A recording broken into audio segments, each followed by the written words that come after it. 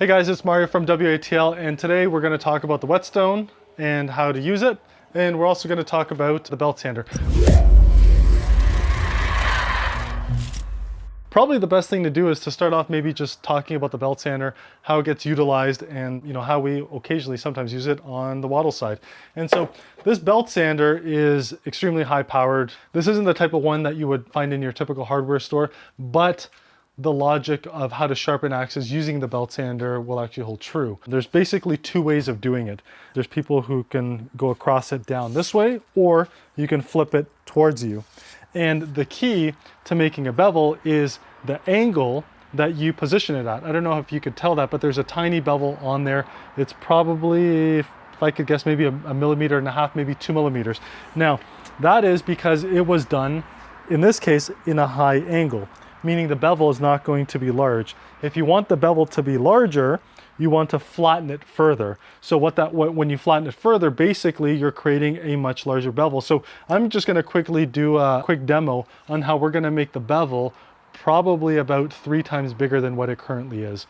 And so this is going to produce a lot of dust. I don't know if you can see all those, this piece of dust, but that's all metal dust. You don't wanna inhale that. This stuff is super dangerous. If it gets in your lungs, it's not going anywhere. And you definitely don't want that stuff in your lungs. It's very deadly stuff. So again, we have the garage open. You'll see there's a fan in the background. So whenever we need to use it, we actually end up turning the fan on so it actually ventilates it all outward and inward. And then we also have a shop vac that we use to then clean up the dust. So put on the mask, make sure you're not inhaling any of that stuff because it's rough, and get glasses on, and definitely get a pair of work gloves. I gotta be honest with you, I don't really use gloves when I'm sharpening, or if I do sharpen. And part of the reason is your hands aren't really touching it. We have the bevel in a way, and you hold the axe far enough away where your hand should never really be in the way.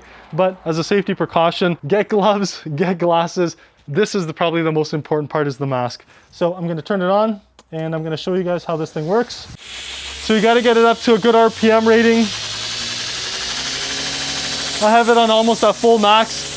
Because it's going so fast, you don't need to actually spend too much time on it. Otherwise, it's gonna heat the blade too much and it's gonna weaken it. So all you have to do is, I'm gonna flatten it further, and I'm gonna go right across.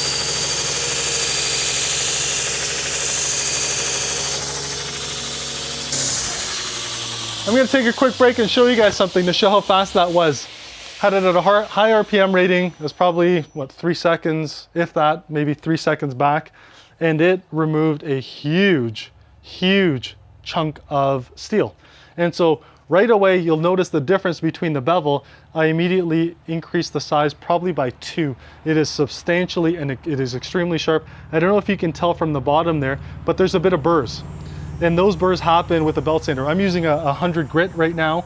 You can use 60, you can use 80. I actually prefer 100 because what I found is the 60 and the 80 were a bit harsh, and it takes off too much steel at any given point in time, and it leaves too many burrs. So generally what we do is we'll use the Whetstone, and I will just go down it, and that actually removes all the burrs.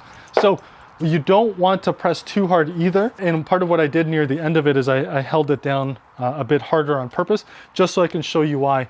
Look at the bottom there. There's a bit of black that you see there. That's been overheated. So that steel has been heated a bit too much, and that will affect the integrity of the overall steel, and you don't want to weaken it. So what I'm gonna do is I'm gonna adjust the bevel on both sides. I'm gonna make it, and you'll notice how flat I went. And when we get them straight from the shop, at least the Commander Gen 1s, they were much smaller bevels, so they'll go higher up and across. The Gen 2s are actually gonna look a lot deeper than this, and our bevels are actually gonna be, I believe 6 millimeters long, which is actually much larger than what we can actually produce here ourselves. So it's a substantial amount of work that it takes to actually sharpen these axes. It's not easy, and it is all done by hand. It's an art form. Now again, I'll show you on the other side real quickly. You'll see how quickly I do it.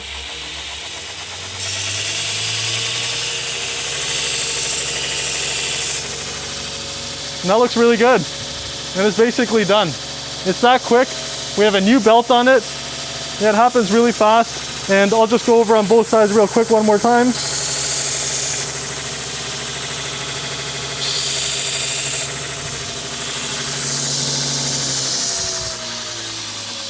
All right, so now that I'm done, I'm gonna grab the whetstone and I'm gonna remove all these little burrs that are on the front. The burrs are all gone, and it's that simple to remove it. Now, I'm doing a very rudimentary way of removing the burrs. I'm literally just going down it and just sharpening it. So we got 400 on one side and then we got 1,000 grit on the other side. I like using the 1,000 grit, and generally speaking, this is how you want to sharpen the axes. You want to go in a circular motion.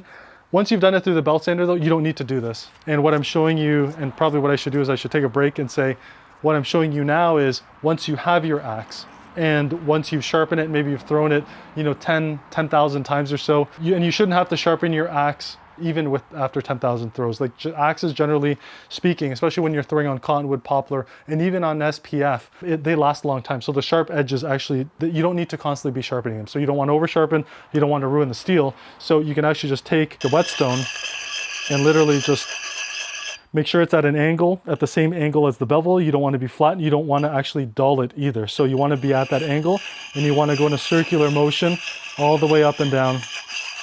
And that's how you will sharpen your axes. And that's basically it. And now we have an axe that has a much, much sharper profile, really nice bevel on both sides, much deeper. And again, part of the reason you want to do that, and the key to axe throwing, is you don't want thick axes. Like, we're not chopping wood. We literally just want the axe to stick. And the stickiness of it is actually created by the sharpness of it. And if you lightly touch it, it is extremely, extremely sharp, like to the point where if you run it down, it's no different than a knife and you will get stitches. So again, extremely sharp profile, really beautifully done. But again, it's not much work when you have a belt sander. And again, it doesn't have to be a high-powered one. We used to use a belt sander that you could get, typically $75, $80 at a hardware store, where you have, I believe, is a 10-inch wide or an 8-inch wide belt. And with the 8-inch wide belt, I would actually sharpen it in reverse as opposed to kind of downward, how I do it with this one. Again, there's different ways of sharpening it: upward, downward. Doesn't matter really, it's all kind of preference. I honestly have found this way to actually be a bit more accurate in being able to create the bevel in the same shape, but it's ultimately up to you. Hopefully this all helps and gives you some guidance onto how axes are sharpened by hand, how you can do it at home, whether you have a high-powered belt sander or not, or if you simply just have a whetstone.